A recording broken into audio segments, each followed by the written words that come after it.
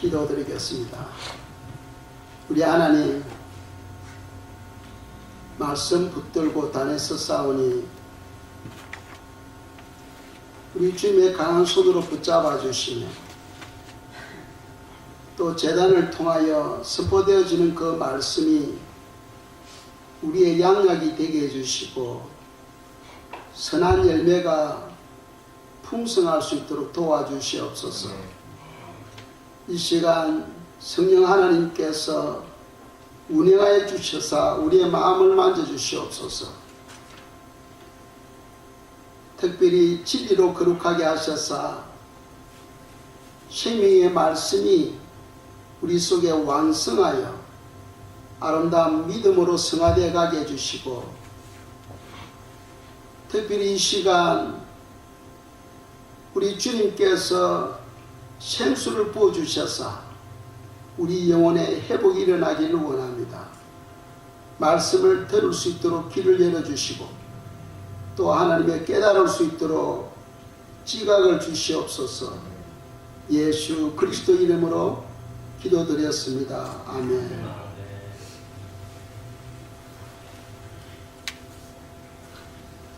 한 주간 평안하셨습니까? 할렐루야. 할렐루야. 우리의 삶에 또 우리 신앙에 가장 기초가 되는 축복이 바로 평강입니다. 특별히 믿음과 평강이 있는데, 우리가 믿음이 있다 할지라도 삶에 평강이 없으면 올바른 신앙생활을 할 수가 없어요. 그래서 가장 기초가 되는 축복은 바로 평강이다 하고 말씀드릴 수가 있습니다. 평안이 없으면 우리가 아무리 삶을 통하여 성공하고 또 명예를 가지고 또 재물을 얻는다 할지라도 그것을 온전히 우리 삶에 누릴 수가 없어요. 주님께서 우리에게 말씀하는 평강은 참 평강입니다. 그 평강은 모든 삶의 영역을 포함하고 있다는 거죠. 세상의 평강은 좋을 때만 기쁘고 평안이 있어요. 그런데 어떤 고난이나 환난이 오면은 근심, 걱정이 몰려옵니다. 그런데 주님께서 말씀하시는 평안은 그런 평안이 아니에요. 모든 환경을 초월하여 우리에게 임하는 평강입니다. 어떠한 고난이나 어떠한 환난 중에도 우리 속에 평강이 넘치는 그런 평안, 그것이 바로 주님으로부터 오는 평안이다 하고 우리가 묵상할 수 있겠습니다. 평안이 너무 중요하기 때문에 우리가 인사할 때 평안하셨습니까 하고 인사하지 않습니까? 그렇죠. 특별히 한국 사람들은 평안히 주무셨습니까? 평안하세요 하고 그런 인사를 합니다. 그리고 예수 그리스도 안에서 우리는 왕자요 공주이기 때문에 이 시간 서로 인사 나누시기 바랍니다. 공주님 늘 평안하세요 하고 인사 나누시기 바랍니다.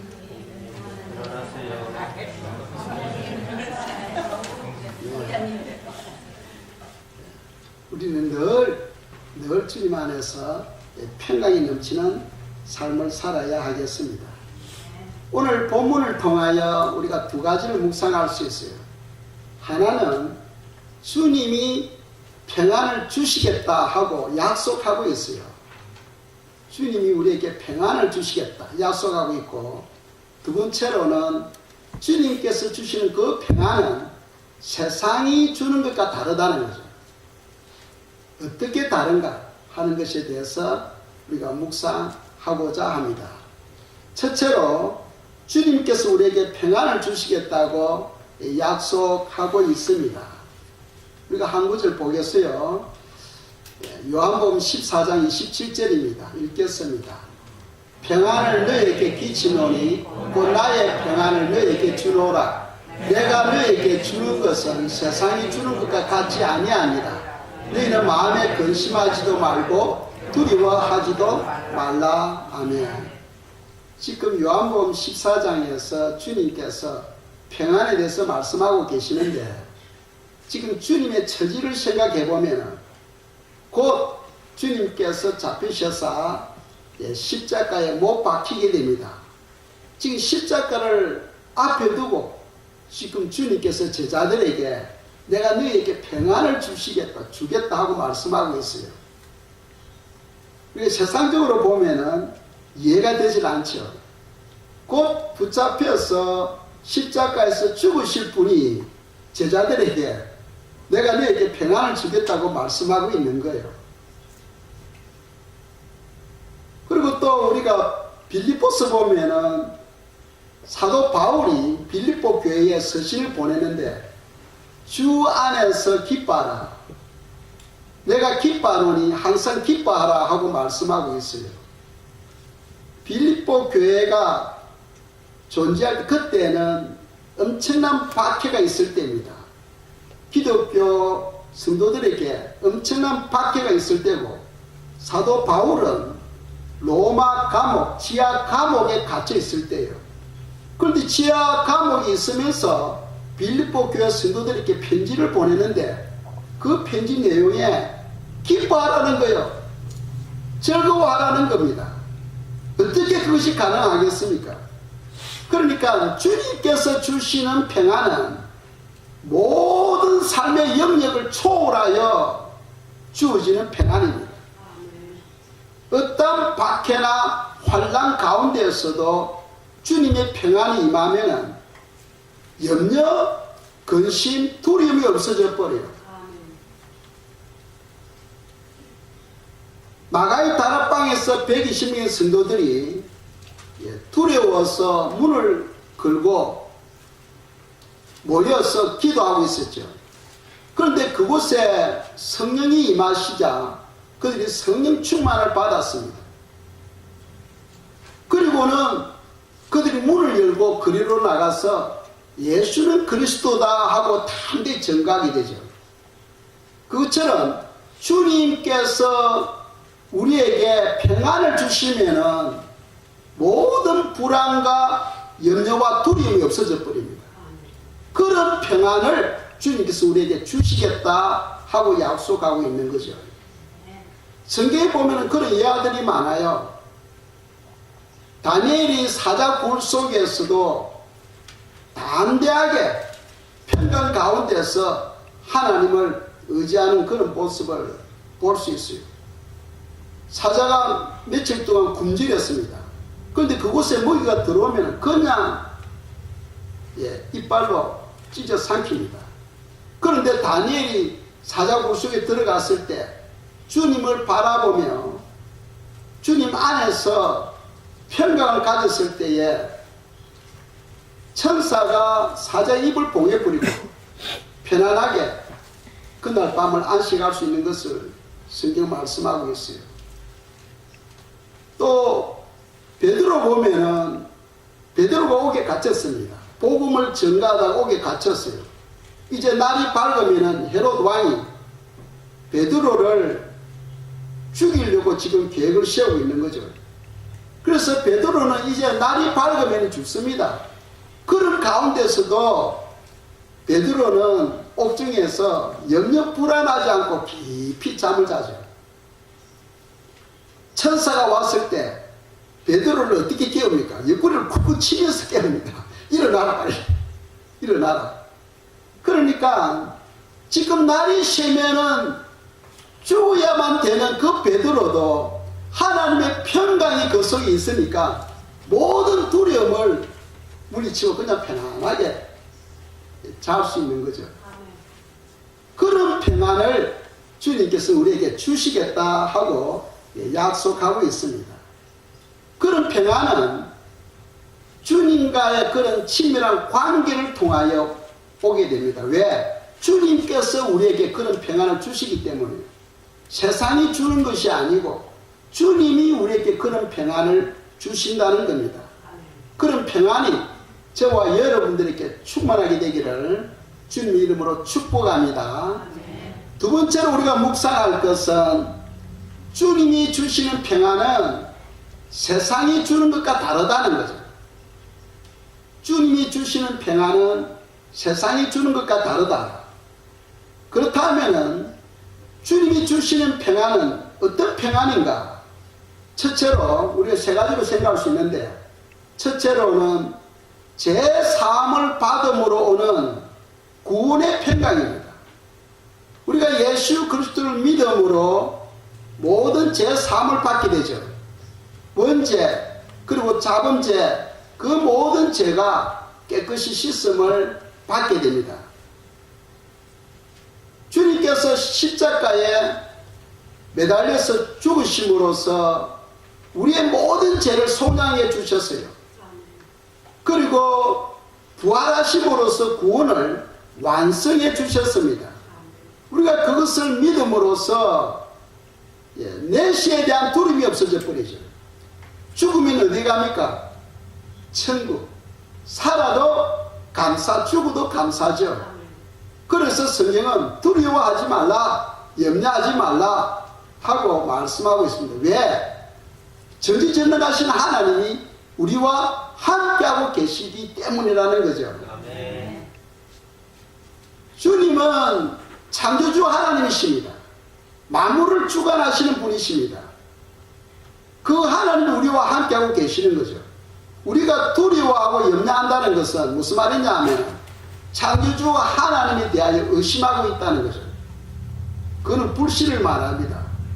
하나님이 우리와 함께하고 계시기 때문에 그분이 우리를 보호해 주시고 우리를 인도해 주시고 우리의 삶의 필요를 채워주시는 분이에요. 그래서 두려워하지 말라 하고 성경은 말씀하고 있습니다. 그래서 죽어도 우리는 천국 백성입니다. 그렇죠? 그래서 사후에 우리가 가야 할 곳을 예비해 놓으신 하나님께서 노후 염려하지 마세요. 앞으로 우리가 늙으면은 어떻게 할까? 노후를 위해서 열심히 준비하곤 하는데 그게 매달리면 안 됩니다. 모든 걸 다 주님께 맡겨버리세요. 모든 걸 주님께 맡겨버리세요. 그러면 주님, 우리가 맡길 때에 주님께서 책임져 주시고 역사하기 시작합니다. 우리 속에 죄가 있으면은 그 죄로 말미암아 죽음이 오고 또 고통이 오고 불행이 오죠. 그래서 죄 문제가 해결되어지면은 우리가 죽음에서, 고통에서 또는 불행에서 우리가 해방되어 버립니다. 해방되어 버립니다. 그래서 우리 신앙생활은 철저하게 죄 문제와 싸워야 됩니다. 우리가 예수님을 믿을 때에 원죄와 자범죄가 깨끗이 씻음을 받았어요. 그런데 우리가 살아가면서 또 죄를 범한다 했죠. 나도 모르게 생각으로 또 몸으로 또 입으로 죄를 범하게 됩니다. 이제 그런 죄는 우리가 회개함으로써 깨끗이 씻음받게 된다고 성경 말씀하죠. 예수님께서 마지막 제자들과 함께 식사를 하고 난 다음에 제자들이 발을 씻길 때에 베드로가 주님, 제 발은 절대로 씻길 수 없습니다 하고 이야기했어요. 그때 주님께서 내가 너희 발을 씻겨주지 않으면 나와 상관이 없다고 했어요. 그러니까 베드로가 뭐라고 이야기합니까? 주여, 내 몸도 씻겨달라고 이야기합니다. 그러니까 예수님께서 목욕한 자는, 이미 목욕한 자는 발만 씻으면 된다 했어요. 목욕은 언제 했어요?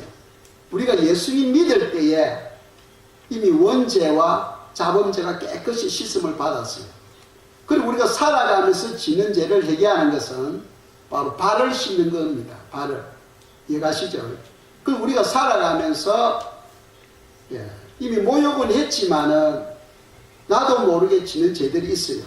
이제 그런 죄를 성령님께서 기억을 주시면, 생각나게 하시면은 그 문제를 해결함으로써 우리가 깨끗이 죄 사함을 받을 수가 있습니다. 그래서 성경은 이 죄가 내 속에 있을 때에 그 죄가 주님과 나와의 관계를 막아버려요. 그래서 주님으로부터 갖가지 오는 아름다운 은혜가 막혀버리게 됩니다. 그래서 우리가 풍성한 삶을 살 수가 없어요. 그래서 우리가 철저하게 회개하는 삶을 살아야 되겠습니다. 제 삶을 통하여 구원에 대한 평강이 우리에게 임하게 됩니다. 두 번째로 성령 안에 있는 평강, 성령 안에 있는 평강이 또 있다는 거죠. 첫째로는 구원의 평강이 있고 두 번째로는 성령 안에 있는 평강. 우리가 요한복음 14장 26절입니다. 읽겠습니다. 보혜사 곧 아버지께서 내 이름으로 보내실 성령 그가 너희에게 모든 것을 가르치시고 내가 너희에게 말한 모든 것을 생각나게 하리라. 아멘. 보혜사가 누굽니까? 바로 성령 하나님이시죠. 어떤 목회자들은 보혜사가 바로 교주로 이야기하는 경우도 있어요. 그는 잘못된 거죠.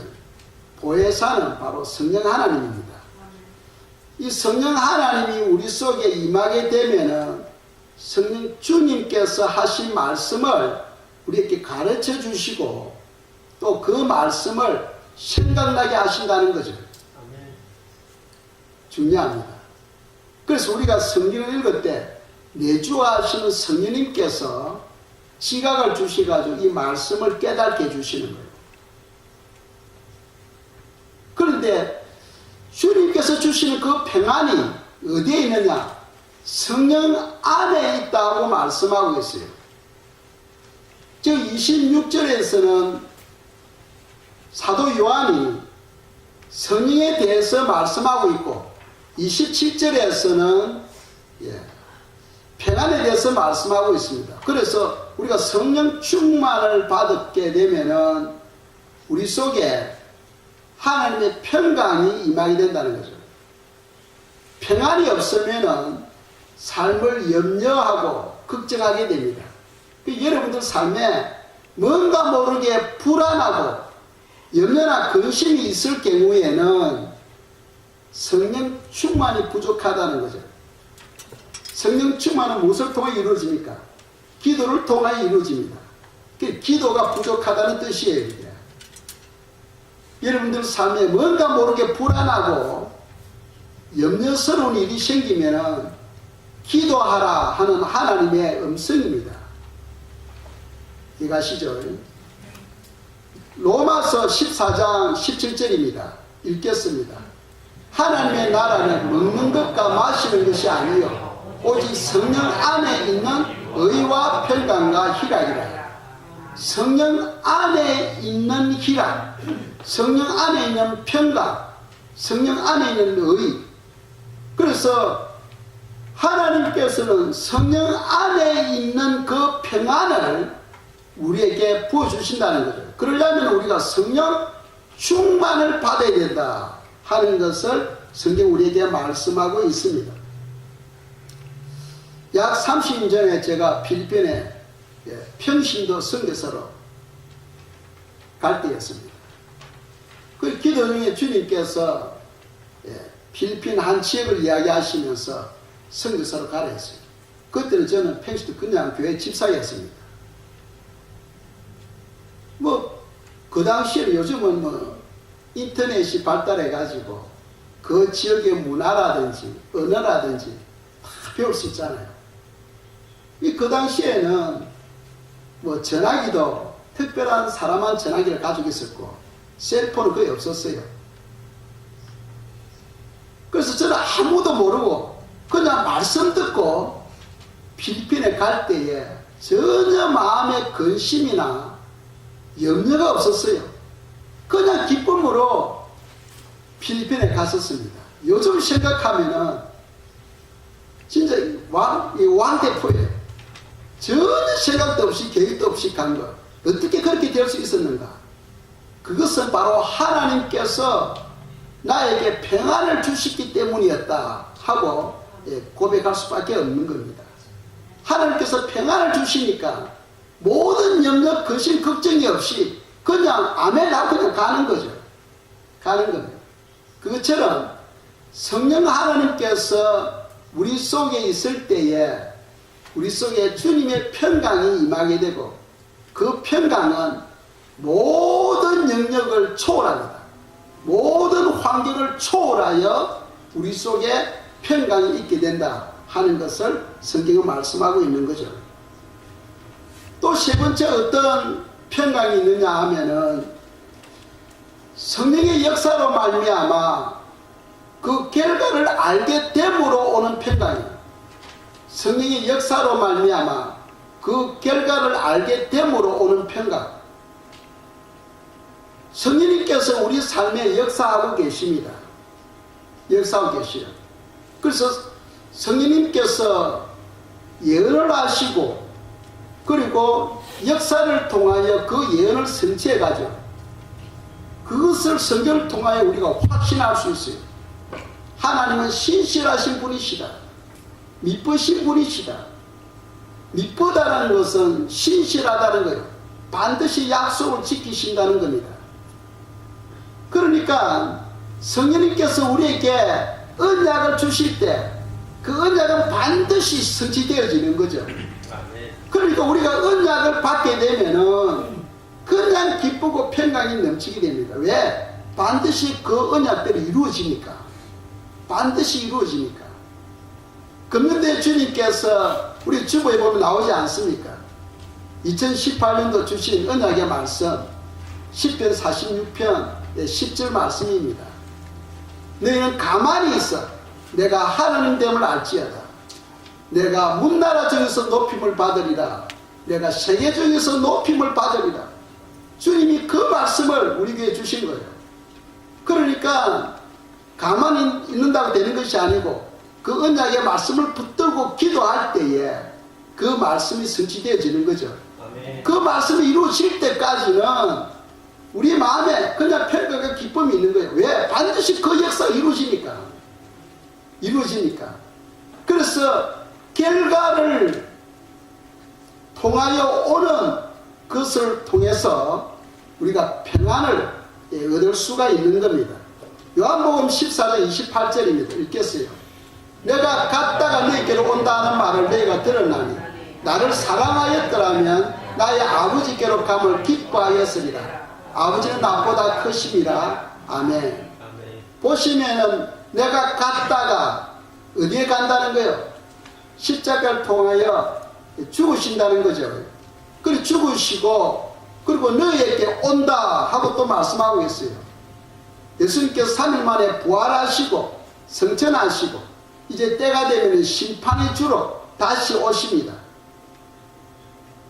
그분은 창조주이시며 전지전능하시고 다시 오셔서 자녀들과 함께 이 땅에서 천년 동안 왕노릇하게 된다고 성경이 말씀하고 있죠. 그러니까 우리의 미래는 영광의 미래입니다. 우리의 미래는 왕과 같은 그런 영화를 누리는 그런 축복을 주님께서 준비해 놓은 거예요. 그러니까 우리에게 염려나 근심이 있으면은 그거는 불신이죠. 주님 안에서 우리 늘 감사하고 기뻐하는 것만 남아 있습니다. 주님의 평강이 우리 마음속에 충만케 되기를 바랍니다. 그리고 또 요한복음 14장 2절에 보면은 또 확실한 말씀을 주고 계세요. 읽겠습니다. 내 아버지 집에 거할 곳이 많도다. 그렇지 않으면 너희에게 일렀으리라. 내가 너희를 위하여 거처를 예비하러 가노니. 아멘. 주님께서 지금 천국 아버지 우편에 앉아 계십니다. 근데 그분이 뭐하고 계시요? 자기 백성들을 위해서 지금 집을 준비하고 계시는 거죠. 우리 한 사람 한 사람을 위해서 보석으로 맨션을 지금 꾸미고 계십니다. 그러니까 사후에 죽음 후에 우리를 위하여 준비하시는 분이 우리 노후를 위해서 어찌 준비 안 하시겠습니까? 아멘. 그러니까 성도님들은 내가 앞으로 늙으면 어떻게 살까? 그 염려하지 마세요. 그 염려하는 그 자체가 바로 불신입니다. 이해가십니까? 우리가 죽고 난 뒤에도 우리를 위해서 면션을 준비하시고 영원한 삶을 준비해 놓으시는 주님이 우리 이 땅에서 나이가 많아질 때에 그것을 염려하고 불안하고 산다면 그건 믿음이 없는 거죠. 주님은 다 준비하시는 분이십니다. 어떻게 하든 주님의 방법으로 역사해 나갑니다. 그러니까 모든 걸 주님께 맡겨버리고 우리는 감사함이 되는 거죠. 그래서 결과를 알게 됨으로 오는 평강이에요. 주님께 주시는 평강은 어떤 것이냐면 구원의 평강이 있고 성령 안에 있는 평강이 있고 또 성령의 역사로 말미암아 결과를 알게 됨으로 오는 평안이에요. 그렇다면 우리가 그런 평안을 아는데 그런 평안을 우리가 어떻게 받을 수 있는가? 이걸 우리가 알아야 되겠죠. 어떻게 그 평안을 받을 수 있는가? 아무리 떡이 맛있어도 우리가 먹지 않으면 그는 나하고 상관이 없는 겁니다. 그렇겠죠? 그래서 주님께서 내가 너희들에게 평안을 주노라 했는데 그 평안을 어떻게 우리가 받을 수 있는가? 그걸 우리가 알아야 됩니다. 그러려면 첫째로 주님을 의지하고 주님을 신뢰할 때에 주님의 평강이 이해가십니까? 그 옛날 선지자들은 주님을 계속 의뢰하고 의지하고 신뢰하기 위하여 팔목에다가 팔목고리를 가지고 있었어요. 그리고 그걸 볼 때마다 예수님을 생각하는 거예요. 이걸 볼 때마다 예수님을 생각하고 예수님께 기도하고 또 어떤 분들은 입안에 돌을 엮고 다녔어요.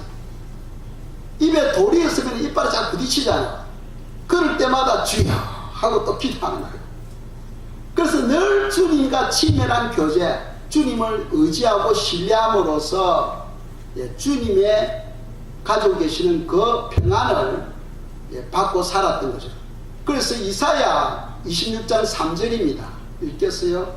주께서 심지가 견고한 자를 평강하도록 지키시리니 이는 그가 주를 신뢰함이니이다. 아멘. 주님을 신뢰하는 자, 주님을 의지하는 자에게 평강하도록 지켜주신다고 약속하고 있습니다. 그 성도는 불안하시는 분들은 주님과 지금 관계가 멀어져 있다고 생각하시면 돼. 뭐 병이든지 사람과의 관계든지 어떤 물질적인 부분이라든지 어떤 뭐 학생들은 공부라든지 이런 모든 부분에 있어서 두려움과 염려가 올 때에는 주님과 나와의 관계가 멀어져 있다고 생각하시면 돼요. 그때는 빨리 주님을 생각하고 주님을 의지해야 됩니다. 주님이 우리에게 지혜를 주십니다. 주님께서 우리에게 깨달음을 주시요 지각을 주시요 주님께서 우리에게 평안을 주십니다. 그래서 성도는 늘 주님을 의지하고 신뢰함으로써 주님의 평강이 우리 속에 임하게 된다 하는 것을 성경은 말씀하고 있습니다. 두 번째로 어떻게 우리가 주님의 평안을 받을 수 있느냐 하면은 기도하고 모든 염려, 근심, 걱정을 주님께 맡겨버리면 됩니다. 그래서 빌립보서 4장 6절 7절 다 아시죠? 함께 읽겠습니다. 아무것도 염려하지 말고 다만 모든 일에 기도와 간구로 너희 구할 것을 감사함으로 하나님께 아뢰라. 그리하면 모든 지각에 뛰어난 하나님의 평강이 그리스도 예수 안에서 너희 마음과 생각을 지키시리라. 아멘. 이 요약하면 기도하라는 거죠. 기도하고 그리고 너희 염려, 근심, 걱정을 주님께 맡겨버리면은 그때 주님께서 일을 하기 시작합니다. 우리가 염려, 근심, 걱정을 붙들고 있는 한은 주님께서 일하지 아니하셔. 그것을 주님께 맡겨버리고 이제 우리 마음을 비워버릴 때에 그 비워진 마음에 주님께서 평안을 넣어주시는 거죠. 주님의 평안을 우리 마음에 넣어주십니다. 그래서 기도하고 염려, 근심, 걱정을 다 주님께 맡겨버리는 거죠. 이해가십니까? 그럼으로써 우리가 주님으로부터 평안을 받을 수가 있습니다. 이 마지막으로 세 번째로는 주님의 말씀을 우리가 우리 삶에 적용함으로써 평안을 얻을 수 있다는 거죠. 히브리서 4장 2절입니다. 읽겠습니다. 그들과 같이 우리도 복음 전함을 받은 자리라 들은 바 그 말씀이 그들에게 유익하지 못한 것은 듣는 자가 믿음과 결부시키지 아니함이라. 아멘. 주님은 평강의 왕이십니다. 믿습니까? 주님은 평강의 왕이신데 우리가 평강의 왕을 믿고 있는데 우리 삶에 평안이 없다는 거예요. 그 이유가 히브리서 기자는 우리가 하나님의 말씀을 듣는데 듣고 거기에서 끝내버린다는 거예요. 그 말씀을 듣고 그 말씀을 마음판에 새기고 그리고 그 말씀대로 살아갈 때에 평강이 임하게 된다 하고 말씀하고 있어요. 그런데 이 잘못된 신앙은 우리는 은혜로 살아가기 때문에 그 말씀대로 사는 것은 그 율법이니까 그렇게 해서는 안 된다고 가르쳐요. 그런데 성경에는 그런 말이 없어요. 그런 말이 없는데 은혜의 단어를 잘못 생각해서 그렇게 이야기하는 거죠. 요한계시록에 보면은 1장부터 12장까지 그 요한계시록 가장 중요한 성경 아닙니까? 1장 3절에 보면은 말씀을 듣는 자와 읽는 자와 그 가운데 기록하는 것을 지키는 자가 복이 있다 하고 말씀하고 있어요. 지켜야 된다는 거죠. 그리고 마지막 장 22장에 가서는 무엇을 하든지 너가 행한 대로 주님께서 내가 갚아주겠다 하면서 말씀 실천을 강조하고 있어요. 또 빌립보서 4장 9절에 보면은 너희는 내게 배우고 받고 듣고 본바를 행하라. 그리하면 평강의 하나님이 너희와 함께 계시리라 하고 말씀하고 있어요. 그런데 오늘날 사람들은 말씀을 듣고 지식만 키우는 거죠. 그런데 삶에 적용이 없으니까 주님의 평강이 임하지를 않습니다. 주님의 평강이 임하려면 그 말씀을 받고 내 삶에 적용할 때에 주님의 평강이 우리 속에 임하게 됩니다. 그런데 이걸 알아야 돼요. 우리가 말씀을 적용한다, 즉 순종한다는 것은 우리 힘으로 되는 게 아니죠. 그 구약 백성들이 신앙을 실패하는 이유가 뭡니까? 자기 노력으로, 자기 열심으로 하려고 하니까 실패한 거죠. 그런데 신약에서는 어떻게 우리가 이 말씀을 순종할 수 있어요? 주님을 의지하고 주님을 신뢰하고 주님과 가까이 함으로써 주님의 사랑이 내 속에 흘러 들어옴으로써 말씀이 그냥 저절로 실천되어 버리는 거예요. 하나님을 경외함으로써 말씀이 저절로 실천되어 버립니다. 그것이 바로 복음이죠. 그래서 하나님의 사랑이 내 속에 흘러 들어오게 되면은 이 말씀이 순종되어집니다. 그래서 로마서 13장 10절에서 뭐라고 말씀하고 있어요?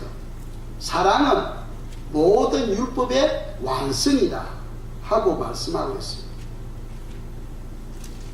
우리 힘으로는 말씀이 안 지켜집니다.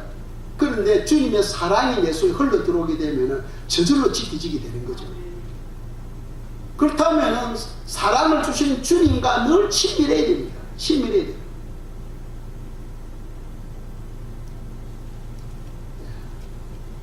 그래서 우리가 주님의 사랑을 받는 세 가지, 첫째로 주님을 의지하고 신뢰함으로, 그 두 번째로는 기도하고 우리의 모든 염려 근심을 주님께 다 맡겨버리는 거죠. 그리고 세 번째로는 주님의 말씀을 내 삶에 적용하여 순종하여 나갈 때에 주님의 평강이 우리 속에 임하게 된다 하는 것을 성경 가르치고 있습니다. 이 시간 저희들이 기도하겠어요.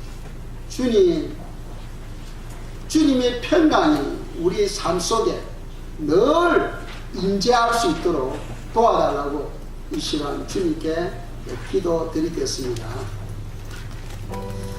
사랑의 하나님, 모든 자를 크게 하심과 강하게 하심이 주님의 손에 있습니다. 아버지 우리의 약함을 아시는 주님께서 은혜를 베풀어 주셔서 저희들 하여금 주님께서 주시겠다고 약속하신 주님의 그 평강이 우리 속에 충만하게 거할 수 있도록 도와주시기를 원합니다. 우리 하나님 도와주시옵소서. 주여 저희들을 붙잡아 주시옵소서. 평강의 사람이 되기를 원합니다. 저희들이 가는 곳마다 불안한 곳이 평강이 있게 해주시고, 하나님이여 저희들이 평강의 사람이 되어서 우리 하나님께 영광을 올려드리기를 원합니다. 우리 삶 속에 염려, 근심, 두려움이 없어지게 해주시고 주님의 평강이 충만함으로써 기쁨이 넘치는 우리 신앙생활이 될 수 있도록 역사하여 주시옵소서. 주여 감사합니다. 우리 아버지 덤대교회 온 성도님들이 평강이 충만한 성도들이 될 수 있도록 역사하여 주시옵소서. 역사하여 주시옵소서. 예수 그리스도 이름으로 감사하며 기도드렸습니다. 아멘.